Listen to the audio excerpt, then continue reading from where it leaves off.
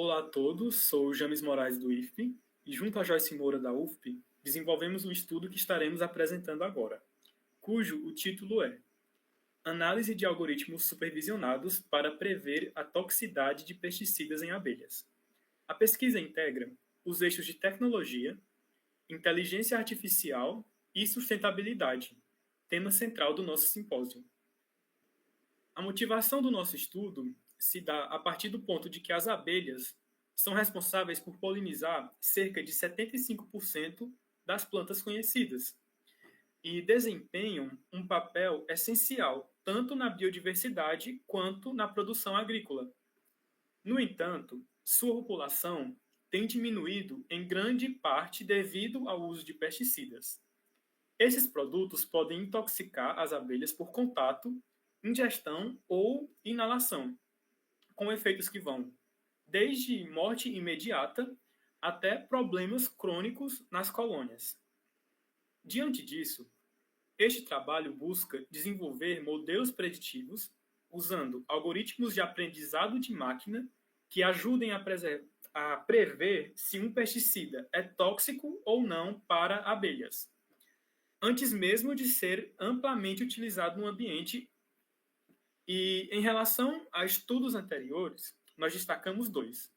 O primeiro é do Adam Zick, que ele foi feito em 2025 e utilizaram o dataset API Stocks, o mesmo dataset aplicado no nosso trabalho, com métodos baseados em grafos, no qual o melhor desempenho foi com o modelo WLOA, alcançando um AUC ROC de 83,95% e MCC de 0,49%.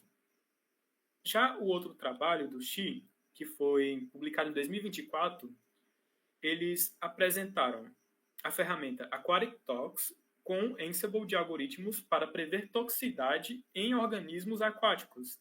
Os Ansibles superaram os modelos individuais com acurácia de até 78,18% para compostos não tóxicos e 71,11% para tóxicos. Daí, o nosso diferencial foi o uso de modelos supervisionados clássicos, como o SVM e Random Forest, e uma abordagem de avaliação diferente, focando em performance realista com o cross-validation e análise de atributos.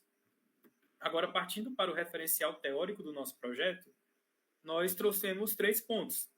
O primeiro, da inteligência artificial, que pode ser definido como a área da computação que permite que sistemas simulem comportamentos inteligentes, como tomar decisões e aprender com dados. Dentro da IA, temos o aprendizado de máquina, que é a capacidade do sistema de aprender a partir de exemplos, e o nosso foco foi o aprendizado supervisionado, onde os modelos são treinados com dados rotulados, ou seja, já sabemos quais pesticidas são tóxicos e quais não são. E o modelo aprende a identificar padrões para prever novos casos. Mediante a explicação do James sobre os objetivos e as metodologias e o referencial teórico, seguimos com a metodologia. Bem, esse fluxograma embasa a metodologia e as suas classificações. Enfim, temos o dataset, o processamento dos dados, o balanceamento dos dados, os modelos de classificação e a avaliação. O conjunto de dados é o Aptox.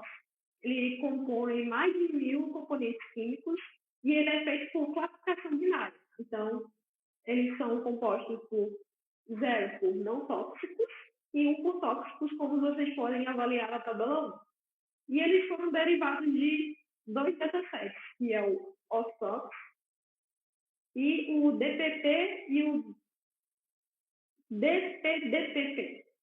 Seguindo essa linha, a gente também tem um quadro das colunas, onde tem as colunas 13 do dataset, de nome, ano, toxicidade, herbicida, o tipo, se ele é tóxico ou não tóxico. E, seguindo isso, a gente teve o pré-processamento dos dados, O processamento dos dados ocorreu para entender a nossa variável x, que é a variável que a gente vai usar para a classificação. Mediante isso, a variável smile, que é a composição e representação linear das moléculas em estudos de computação química e biologia, bioinformática, enfim, essas são as representações, que é aqui a molécula, como vocês podem ver na figura 2, e aqui a representação do smile dela. Mediante isso, foi usado a biblioteca RDQ, onde ela pega esses smiles e transforma em um vetor de binários, um vetor de 1024 binários, bits, no caso, e cada bit representa a ausência ou a presença dessa estrutura nesses binários. Aqui, como vocês podem ver, a apresentação da molécula, e aqui a gente tem as partições ativas e as que não são as estruturas, ou seja, 1 para as estruturas presentes e 0 para as estruturas que não estão presentes. Mediante isso, foi dividido o treino e o teste, 80% treino, 20% teste, com estratificação, né, para dar mais abundância a esses dados, onde foi usado também o Standard Scala para normalizar os dados, e técnicas de oversample, como visto anteriormente, o nosso dataset está desbalanceado em questões dos rótulos de toxicidade e não tóxico. Mediante isso, foi usado as técnicas de oversample, que é aumentar a classe minoritária, e mediante as técnicas de oversample, tem outras subtécnicas de similaridade para fazer dados sintéticos. E a técnica utilizada foi o Smoke, onde ela foi atribuída e fez esse balanceamento antes do Smoke, depois do Smoke, onde foi normalizado. Os modelos de classificação usados da biblioteca Scikit-Learn, e a gente tem 6 modelos que são altamente utilizados na literatura e foram utilizados também em outros trabalhos. Mediante isso, a gente fez a utilização dos modelos. Essa utilização com Randall, com hiperparâmetros, Randall, e a avaliação cruzada e estratificada, de 3 forges em cada treinamento, onde treina 2 forges e deixa um para validação, ainda no treinamento. Aí depois treina um forge com o último forge, e sempre deixando um para validação e os outros para o treinamento. Mediante isso, também tem uma média de desvio padrão para tentar entender a estabilidade desses classificadores, mediante essa classificação. E os resultados. A avaliação dos classificadores foi usado baseado em métricas como acurácia, precisão, o SCAR, o MMC, enfim. Mediante a isso, a gente pode observar nessa tabela que o suporte vetor machine learning, o SVM, teve um melhor desempenho, com a acurácia de 87 e a precisão de 88, superando os outros modelos e destacando-se.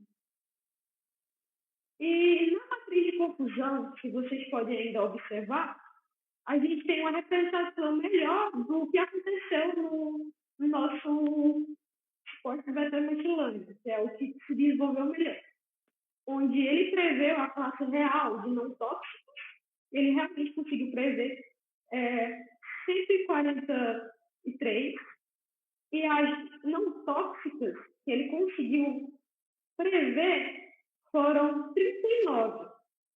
E mediante as não tóxicas que ele não previu direito, foram 5. E as tóxicas que ele realmente não previu foram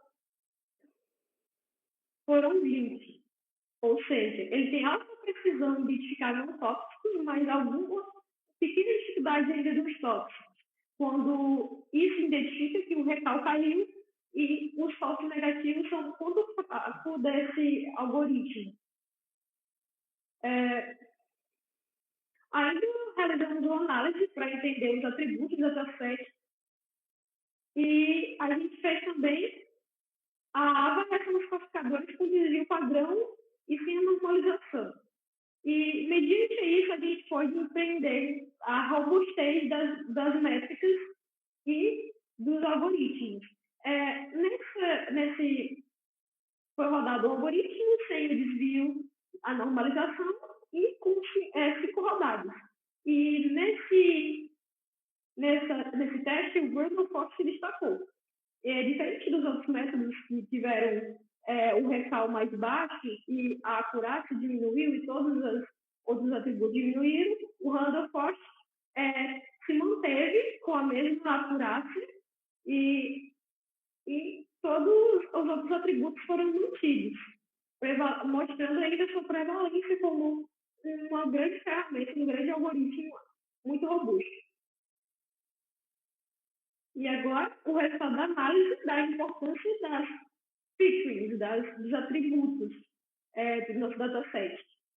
Foi realizada essa importância dos atributos utilizando as outras colunas inteiras que tinham atributos inteiros que pudessem ser comparados para tentar entender a classificação, se elas poderiam ser utilizadas para a classificação feita como foi feito no SMILE. E nisso a gente pode observar que a PPDP Level teve 68% e a inseticida teve 20%. E as demais teve menos importância, não chegaram nem a 1%. Mediante isso, a gente testou técnicas de classificação nelas, para ter como Randall Force, já que a gente já foi o método mais robusto, então a gente utilizou ele para fazer a classificação utilizando essas features, esses atributos. E o atributo PPDP Level apresentou acurácia de 88% e precisão de 100% nos tóxicos. Isso se mostrou muito interessante em partes isoladas, mas teve um caimento em outras partes. Ele tem tem um grande poder, mas ainda tem alguns falsos positivos que têm que ser analisados. O que eu posso concluir desse trabalho é as comparações das metodologias, onde as metodologias apontadas usando o mesmo dataset tiveram essas porcentagens. Mediante isso, as nossas que nós pusemos a fazer tiveram um pouco mais de relevância mediante as baseadas, levando em consideração que o Adam não teve acurácia e nós apresentamos acurácia, e mediante isso destacar-se que essas técnicas foram tão boas quanto as de gráficos, baseadas em gráficos. A conclusão deixa as limitações, que é o baixo desempenho em identificar algumas classes, as minoritárias, mesmo com o balanceamento. Os quints, que são os smiles, ainda a biblioteca ainda não conseguiu capturar adequadamente algumas relações estruturais desses compostos, ou seja, não foi 100% entendida essas estruturas. E a terceira é a persistência dos falsos negativos, mesmo depois do balanceamento, como deixamos a classe, no caso, top. Para trabalhos futuros e utilizar outras técnicas de balanceamento, como o undersample, que é aumentar a classe, diminuir a classe majoritária, outros trabalhos futuros, como utilizar também outras técnicas de balanceamento, como o Anderson também, explorar redes neurais com grafos, ou outros tipos de redes neurais também seria interessante, e investigar formas de entender essas moléculas e conseguir pegar todos os compostos para poder analisar melhor e concluímos que o Bruno teve essa mudança nessa robustez para a importância desses atributos e de como eles se comportam mediante o desvio padrão, e o aprendizado de máquina se mostrou eficaz a predição da toxicidade nesses agrotóxicos e pesticidas para abelhas. Enfim, e obrigada pela atenção.